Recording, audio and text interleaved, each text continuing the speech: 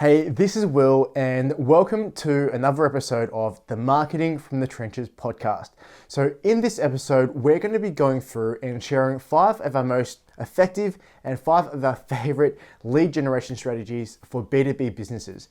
So these are the strategies that we're currently using right this very instant for ourselves and for our clients to go out into the market and to generate leads and clients pretty much on demand.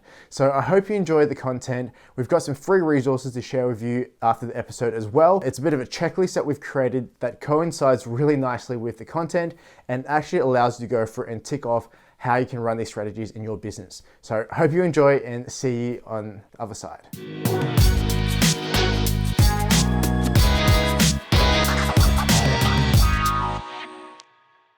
So let's dive straight into today's episode where we're going to be going through the 5 most effective and probably some of our favorite lead generation strategies that we use for ourselves, for our clients. We advise on this stuff. It's stuff that we do day in, day out, and it's just strategies that generate leads and clients and stuff that just works. So let's dive straight in there. No time for preamp or any of that kind of stuff and get into what the strategies are. So starting at number 5, and this is one of the strategies I used when I first started my business. It's one of the strategies that if you've got a big sales team, it's great. If you're just running a business by yourself, that can work too. And this strategy is networking. Now, I know what you're saying. You're probably imagining a whole bunch of people in a crowded room trying to throw business cards at each other like Ninja Stars, right? Trying to get it into each other's pockets, but that's not the type of networking that I'm thinking about. So when I say networking, what I really mean with this strategy is building effective relationships, not only trying to chase leads, but trying to build referral relationships, friendships, business relationships that can kind of grow with you and really be a massive driver in your business. Now, when I first started and very early on, one of the biggest things that grew my business to the point where it is, or was responsible for some of the earliest growth, was partnering up with some other business roughly a similar size to me or serving the same kind of market. So I actually partnered up with a magazine company who wanted to move all their clients onto social media. And for them, they took a bit of a cut of what we did, but that was a massively good relationship because we really helped each other grow the business. They generated a lot more revenue. We got a lot more clients really, really quickly and got walked in the door for some of the clients. And that was just a really, really great relationship. So that I think is relationships and networking is actually still a really, really good way to go because people still like meeting people and meeting face to face. And hey, I'm from the online world. I know a lot of you probably are trying to move your businesses online or your businesses are doing really well online as well. But there's nothing quite like meeting someone face to face, shaking their hands and just reading the body language, facial gestures, all that kind of little stuff that you don't quite get as well online. And it can work super, super well. So here's how to actually make networking work in your business. Lots of different times that we said work there, so it might get a little bit confusing. But how I'd actually approach networking today, or what I would do to network effectively, is I would start with the type of events that you're going to. So there are some events that would be good to talk to leads. There are some events that would be good to talk to referral partners. There are just some events that are nice to go and talk to your colleagues because they might be experiencing something in your business, which you are as well. You can talk to each other about that, help each other, all that kind of stuff. So of the 3, the first one, let's look into networking to find leads. So obviously there's a whole bunch of events. For example, for us, we're a B2B lead generation and marketing agency. It's Growth Labs, which is the agency that I run. For us, we do a lot of work in technology, in financial services, in accounting. So I would actually go to the events for my markets. So accounting events, technology events, financial services events, all these different types of events, because the events where I'm going to go and talk to people, tell them a little bit about what I do, learn a little bit about what they do, and if it fits in the middle and we're a good fit, we can work together. So that's the first type of event where you can go and actively try and get leads. The second type of event that I'd recommend is referral events, or events where you can go and really build strong and great business partnerships. So for example, if you were an accountant who specializes in startups, well then I'd go to events put on, about investment, about things that startups are interested in, right? Other technology events where you know that your market is going to as well, and just meeting the vendors, the exhibitors, meeting a lot of people where you can refer work to them and they can refer work to you. So it's always got to be mutually about the value you can bring to each other. So the third one, or the third type of event, is one where you go just to hang out with your people, right? So there's a great event in Australia called Digital Marketers Australia. It's, there's just a whole bunch of really good events where the industry gathers, hundreds of people at the same time, and you really talk to each other about what's happening with the industry and learn from each other. So I'm a big believer in those events as well, because what happens is you form really good friendships, and if any of those friends that you build at these events don't want to deal with a customer or don't have the experience to deal with a certain customer, but you do, there's your referral network as well. So there's a lot of really great industry events in your space. I'm sure there's hundreds and thousands of events happening all across the world. So no matter where you are, I bet there's an event there for you. So go and check it out. Go and get yourself to events. When you're there, just build the relationships first. Don't go into hard sells. Don't try and pitch anyone, throw business cards at anyone. Really understand the people you're talking to. If there's potential to help them, great. If there's not, perfect. You're literally there to sell through the room, not to the room most of the time. So that was number 5 on our list, and it's networking and going to events and just building up a relationship networking platform. Okay, now that we've covered that, let's get straight into point number 4, or strategy number 4, I should say. And number 4 on the list is inbound advertising. So what I'm talking about is going to places like Facebook, LinkedIn, Google, Taboola, Outbrain, whatever traffic source is relevant to your audience, and giving them some kind of value to draw them into your business and to start the sales process. Now, this is one of the big things that we do within our agency and the stuff that we help our clients with, but it really can be one of the most effective and one of the most powerful lead generation strategies in your business. And the reason why I love this strategy so much is because it's one thing that if you get it working well, you can leave it on 24/7. So it's like having a 24/7 salesperson, a 24/7 advocate going out into the market and bringing in leads while you sleep, while you're doing your other activities, and delivering them to your door, and qualifying them as well if you want. There's all different things that you can do. So an amazing strategy. Now, the thing is, right, a lot of people and a lot of business owners have spent tens of thousands, if not hundreds of thousands of dollars on inbound marketing. And sometimes it just doesn't work for them. So they kind of turn around and go, look, I spent 10 grand on Facebook or 10 grand on Google. Blah, it sucks, it doesn't work. Now, what you've got to do and what you've got to get right before you even think about advertising is getting a few things in place, like building the jigsaw pieces, right? So one of the things that you really need is you need a good understanding of who you're going after or your audience. Now, what I mean by that is you need to know who they are, what problem you solve for them, and also where they hang out online.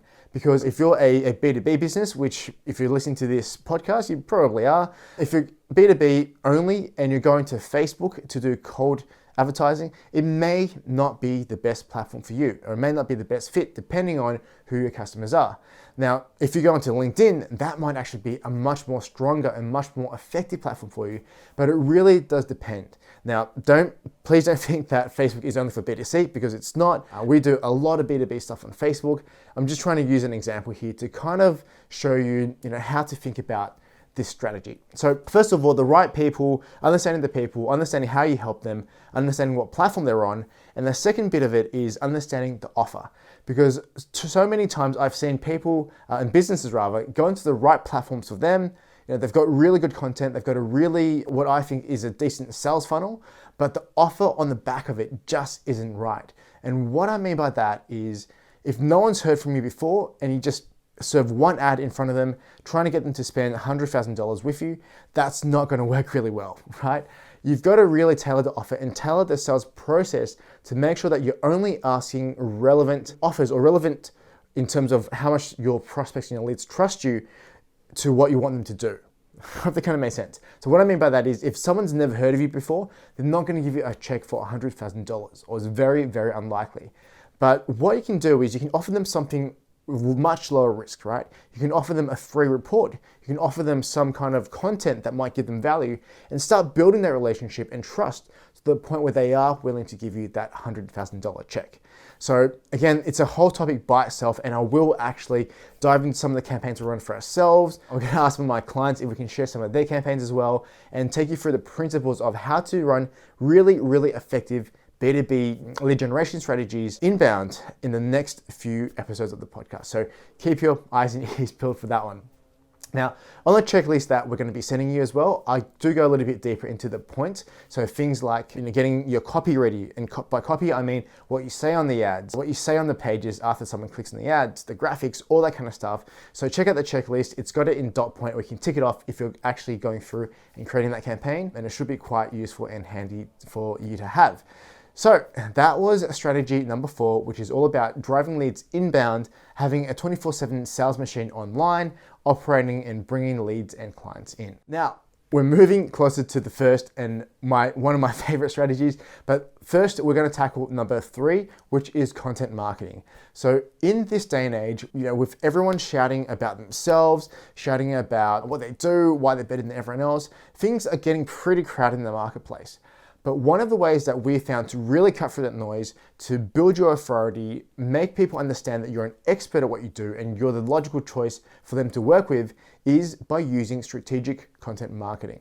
So content marketing, and again, I'll come back into a whole podcast episode about this just because there's so much to talk about. But content marketing is really about getting or answering questions that your prospects, your leads are asking themselves already, or getting into the conversations in their heads and giving them some kind of value in advance, right? I mean, it doesn't have to be any more complicated than that.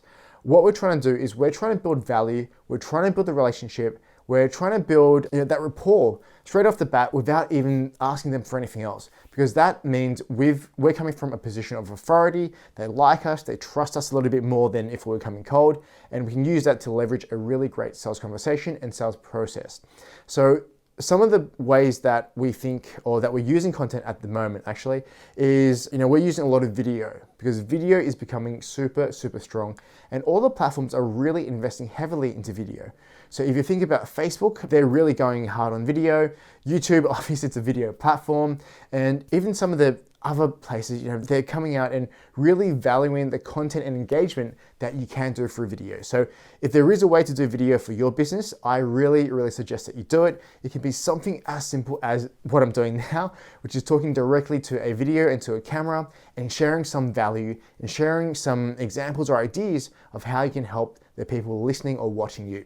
So video is great. Other ways to do that are with podcasts. So this is a podcast. Obviously, if you're listening to my voice right now, this is a podcast. There are so many people listening to podcasts right now. It's just amazing. It's still growing. It's not, and it's nowhere near being such a mature platform yet, but it's still an amazing, amazing platform. It's just, I've had such great leads and such great clients come in from not only my business, but my clients as well, for getting them onto podcasts. So podcasts are a great way to go, great content. The tried and tested ways like blogs, writing articles, they are definitely not dead either. They're still going really, really strong. And with using it combined with inbound marketing, so boosting your articles and posts that you do, things like that can be a really effective way of getting your message in front of the right audience. So content is still amazing. Blogs are still amazing.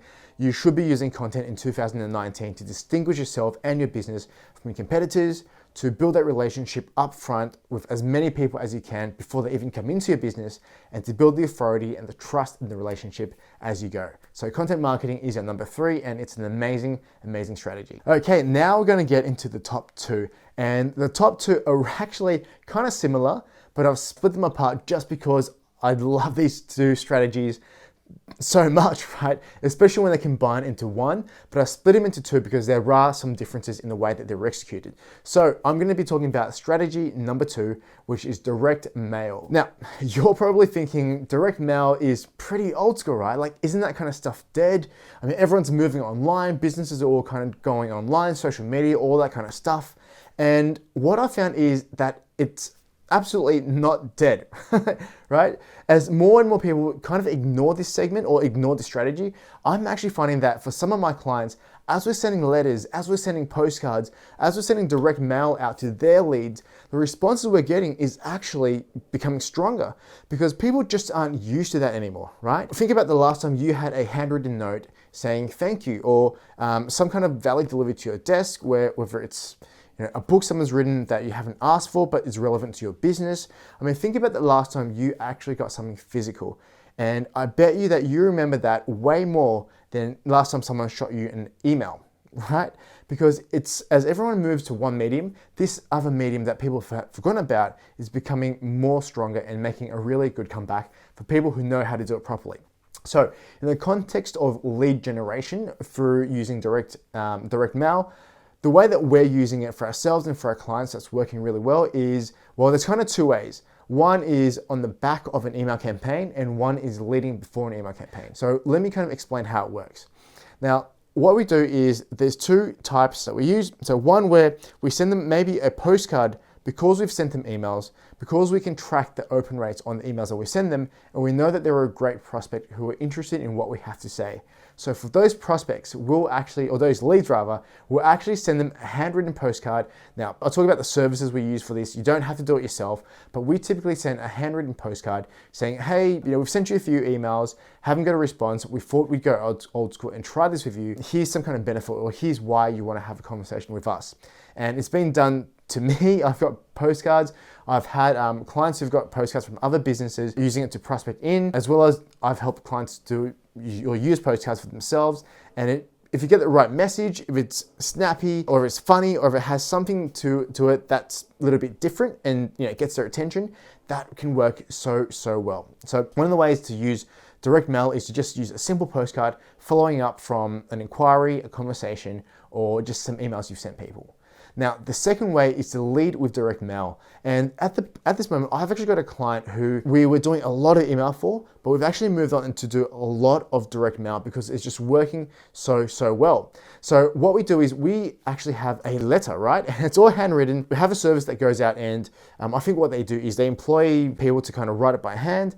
They handwrite the envelope, stick the letter in the envelope, send it off, and they get responses. And this client of mine, it's working so well that they've been able to scale like crazy based off the back of direct mail. Now, everyone in this day and age is talking about Facebook, Google, all that kind of like all the flashy stuff, but they've just gone double down and used the old school methods that worked before and that still work now, and they've just grown absolutely like crazy. So, if you have a good message, if you can have some humor, or if your message can get their attention or break their attention or what they're doing and get them to focus on that letter just for a few minutes, that's a really good way of getting someone's attention or getting a business owner's attention and getting them to take some kind of action back. Now, obviously, you always want some way of tracking results. You always want some kind of call to action on the letters so you can, talk to them and figure out if it's effective or not. But in general, we're finding that direct mail is making a huge comeback and it's working super well for us. Okay, so the number one strategy, numero uno, I think I probably butchered that, but the number one strategy I love for ourselves, for our clients, and I'm just such a big fan of this strategy done right because it's so fast, it's so effective, it's scalable, and it just, if you do it well, it can be such a big driver of business. So one of the people that I listen to, one of my mentors in business is a guy called Mitch Harper. And Mitch Harper is the founder of BigCommerce, which is a $100 million software company. And Mitch was telling me a story about when he got started. One of the fastest ways they grew BigCommerce was by having dedicated staff to send cold emails and then to follow up with leads that came back and just close the sales. So he grew a huge business, and one of the core strategies for him in the early days was actually cold emails, and that helped him grow to multi-million dollars. So I can't overstate how much I love this strategy because it's literally one of the ways that we've been able to grow the business so quickly and sustain our growth is because we do the strategy right. So now let's go into how this works because you can really do some damage to a brand if you do this wrong. So it's one of those things where it's a double-edged sword. If you do it right, it's amazing. If you do it wrong, probably going to hurt you a little bit. Now, the number one thing we always have to remember when it comes to cold email is don't spam people, right? It's just not a good look. So you don't want to have a generic messaging that may or may not apply. You really want to research who you're going after and you want to know why, the value you provide to them, and exactly how you can help. if you have case studies, if you have testimonials, if you have people, if you know exactly how you can help them based on stuff that you've done before for other clients who are similar, that is so powerful, right? It's great social proof, it's great value giving. And then on top of that, if you can apply a human element and write really good emails that make them laugh, make them have some kind of emotional reaction, this would be such a powerful strategy for your business. Now, one of the things that we look at, and again, this is for me, I can go over 2 or 3 podcast episodes about this strategy itself, just because we do so much of it and because I love it so much. But one of the things that we look at is, or the 3 things, or the 3 steps that we look at is 1, knowing who you're talking to, who they are, finding their emails. And again, we'll go into more detail around how we find anyone's email on the internet, find their emails. And when I mean find the emails, I don't mean find contact at or hello at. I mean the person that you're talking to or you want to talk to, find the work email address. The second point is write really good copy. I mean, you don't want to come across and just make it all about you. And that's one of the biggest problems I see with cold emails is everyone gets in the door and says, hey, here's who I am. Here's what my company does. Here's everything about us. And honestly, someone getting a cold email, they just do not care, right? They do not care about you. They've never heard of you. There's no trust there. You've got to build that up, right? And the hardest way to build it up, and it's almost impossible, is to make it all about you. So make it about them. How can you help them? Why are you reaching out? Why do you think you can add value to their lives and their businesses? And when you have that shift in thinking and shift in approach, that's when you start writing some really good copy that gets people excited and gets people to respond to your emails. Now, off the back of that, obviously there's an email sequence you have to write. I recommend 5 to 8 emails in a cold email sequence. So you're not leaving at just one because, hey, people are busy. And, I've helped our clients, I've helped ourselves, our own business land huge B2B deals. And the responses came from, the 7th email in the sequence. Literally, I had a client the other day who closed a $1.8 million deal, right, in a single deal. And the lead came from the 7th email in the sequence. And the business owner had always meant to go back to my client throughout the sequence, but they were that busy that until the 7th email, when the timing was just right, everything just lined up, he actually responded and went through the sales process, and now they're doing really good business together. So don't give up after the first one, have a sequence. Don't make the sequence one of those ones where it's like, hey, did you get my last email? And times 5, right? That's not the right way to approach it. Again, I'll come back and talk about copy in another episode, but make sure that you do have a sequence going. And then off the back of that, when someone does reply, sometimes they'll say yes, and then you'll still have to follow up, or you still have to run your sales system for them, because getting to the yes in a cold email is actually the easiest part. Like, you might be sitting there thinking, well, first of all, I don't even know where to find people from. Second of all, I don't even know what to write to get them to say yes. But once you've got a good system in place, you can just get yeses so constantly and so predictably that becomes easy. The harder bit is to nurture that lead, to really go through the sales process, do it right, and get them on board as a client.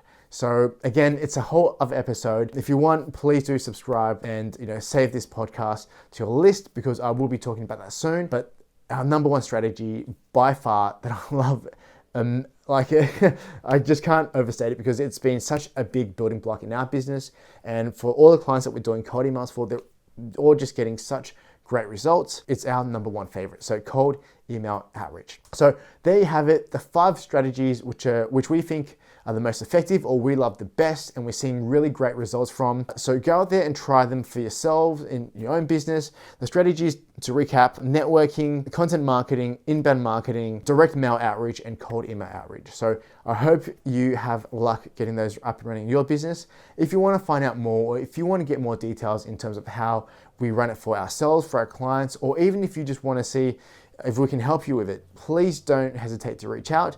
You can find me at growthlabs.com. It's growthlabs.com. And on there, you'll find some case studies. You'll find information about how we do what we do for ourselves and for our clients. And if you want to schedule a call with me, there's an option to contact me on there as well. So hope you enjoyed this episode. Hope you get a lot out of it, and I'll see you on the next episode.